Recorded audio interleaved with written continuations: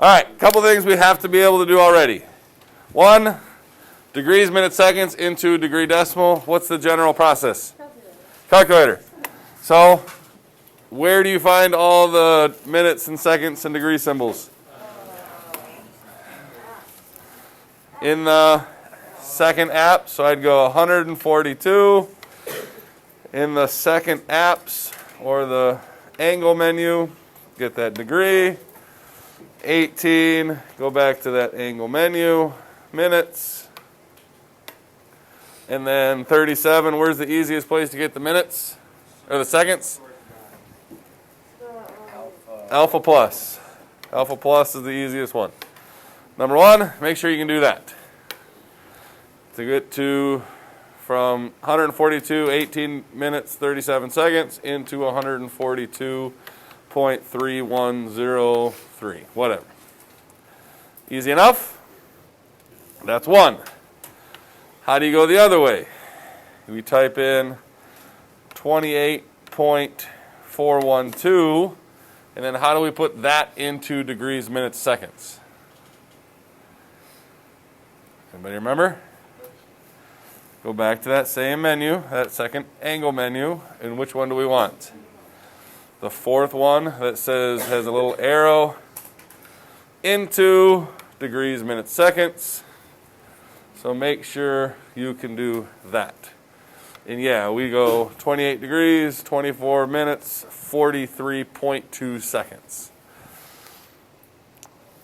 Easy so far? Yes.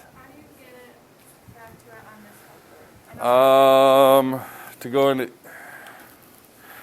this one,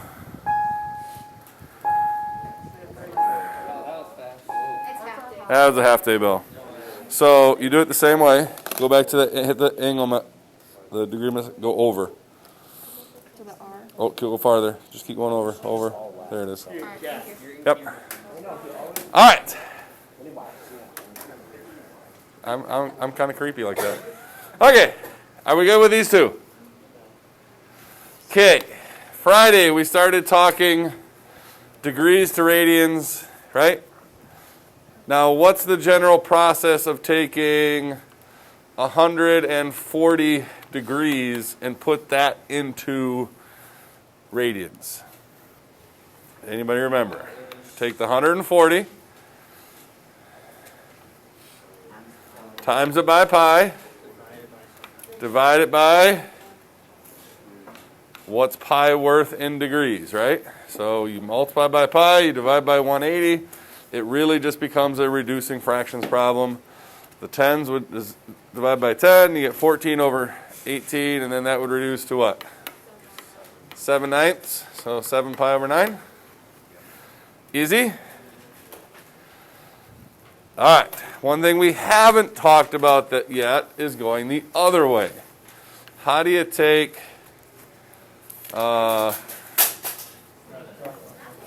let's say I gave you 3 pi over 10, and we have to change that into degrees.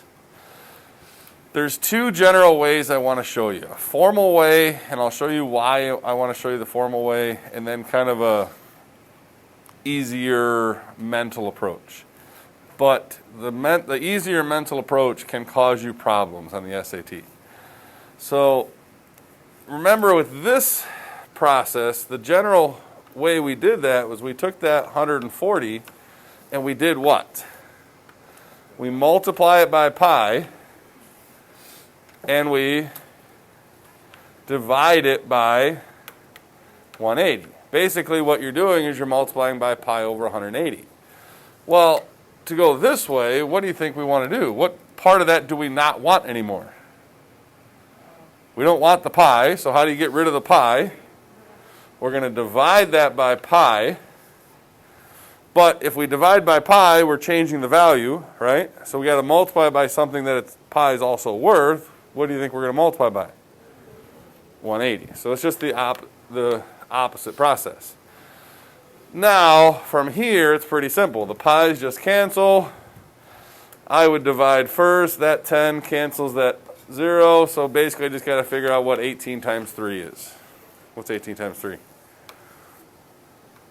36, 54? Is it 54? All right. So 54 degrees. Now, the formal process is that, where you can take any radian. You can take 9 pi over 20. And basically what you're going to do is multiply by 180, divide by pi. Simple? Another general way of thinking about this is, what is pi worth? Isn't that pi worth 180? So another way you can kind of think about this is you can replace the pi with 180. And then it just becomes a multiplication problem. Now, this method, I think, is actually the easiest method in this class to get through these, because in this class, all we're going to deal with is the fraction form, and because they're precise, and this is generally how you always are going to see radians. There is one problem with this method, though, and it kind of, for years in this class, I only taught this method because that's all anyone ever sees. You only see radians in fraction form. You only see things like 7 pi over 4, and you got to convert that into degrees. Well, an easy way to do that is just to replace that pi with 180 and multiply it out. The problem came in 2 years ago, and the SAT did something that really irked me. For years, like I can still remember 4 years ago, the question on the SAT was, convert 2 pi over 3 into degrees. And anyone who had taken trig, that was a simple question. And they just go, oh, that's easy. 2 times 180 divided by 3. 180 divided by 3 is 60. 60 times 2 is 120. And every single person got it right. Easy, right?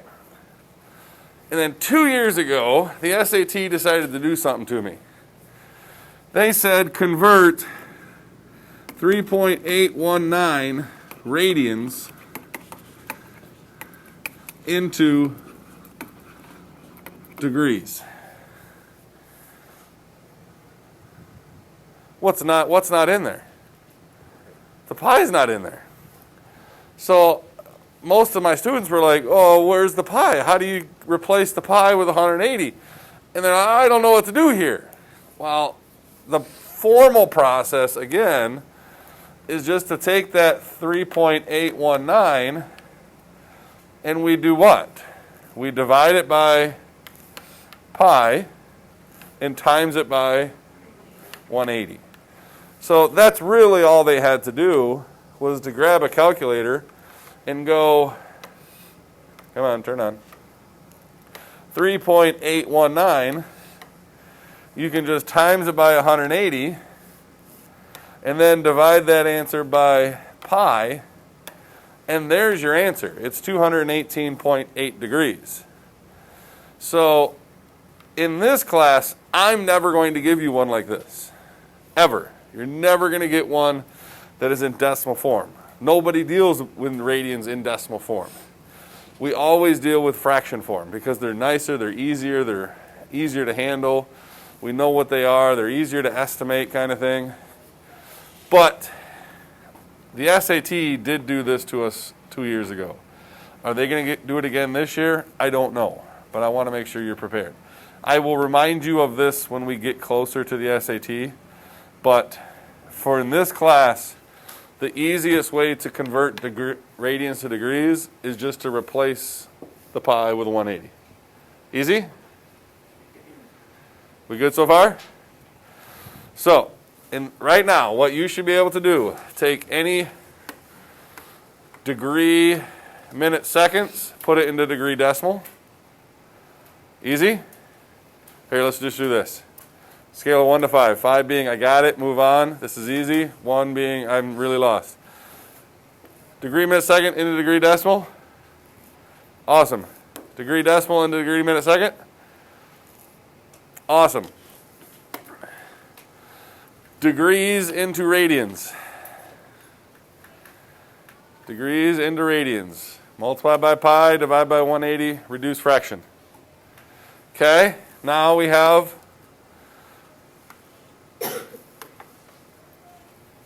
radian to degree. We good with these? Okay. Now, there is one more type of question that I want to show you.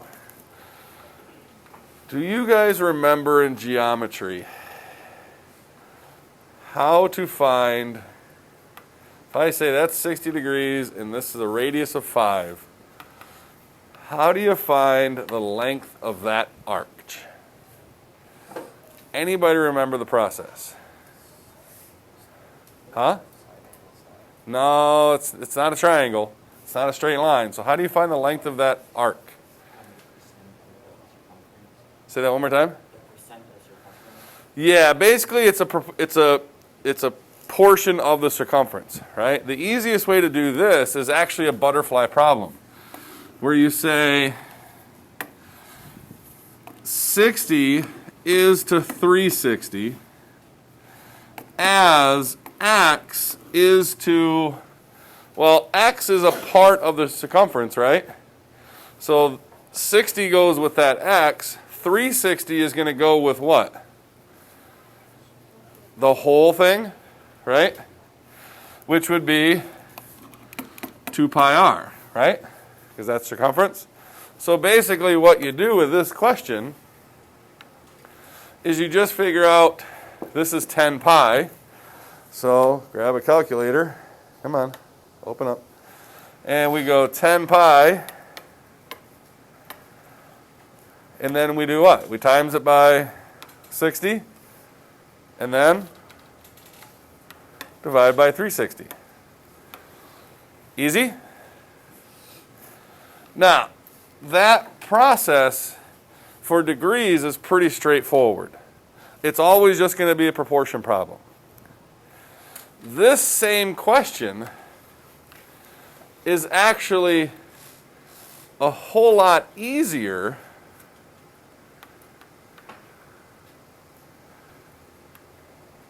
Well, I'll do an easier one. How about we'll just do pi over 3. This whole problem is actually even easier in radians, right? Because what would the same proportion actually say? Pi over 3 is to what? What's the whole circle now? 2 pi, right? So that angle is to the whole thing, as x is to the whole thing, which is still 2 pi r. What's significantly different right now? Do you notice anything in this proportion?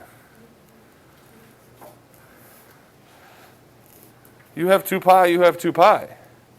When you butterfly this, you're going to end up with 2 pi times x is equal to the angle times 2 pi r. What's going to happen to this 2 pi and that 2 pi? Aren't they just going to cancel each other out? So in radians, it's actually really easy. You can find any arc length by just taking the angle and timesing it by the radius.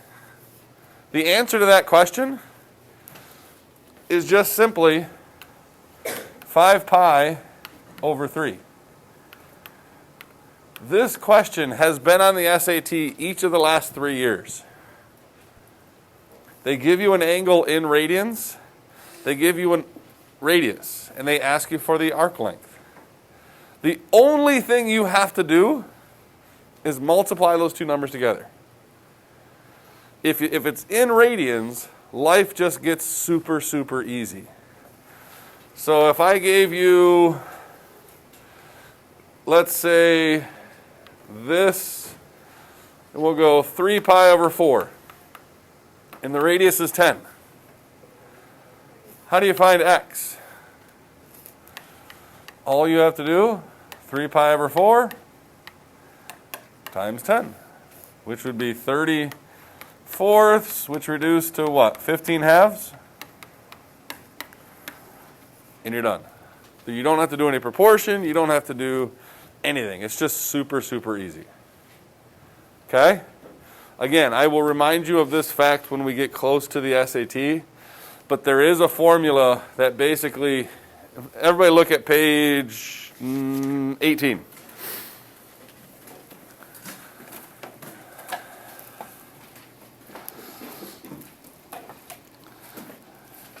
At the very bottom of the page, you see where it says theta is equal to S over R? And that's true for any angle theta where the arc length is S and the radius is R. But that formula can also be, if you just butterfly this, S will just equal R times theta. The arc length will always just equal the radius times the angle. When is that going to be the case, though? What's the only way that formula actually works? What kind of measurement does the angle have to be put in? Radians. It works perfectly if it's in radians. If it's in degrees, you have to do a proportion. Okay? This stuff is not going to be on the homework today. I might throw one on the test just to see if you remember it, kind of thing. It's one of those things that the only reason I'm really showing you, it's not that crucial of a thing, but for some reason it's been on the SAT each of the last 3 years. So I'm kind of expecting them to put another one of these on the SAT this year. Okay? Easy?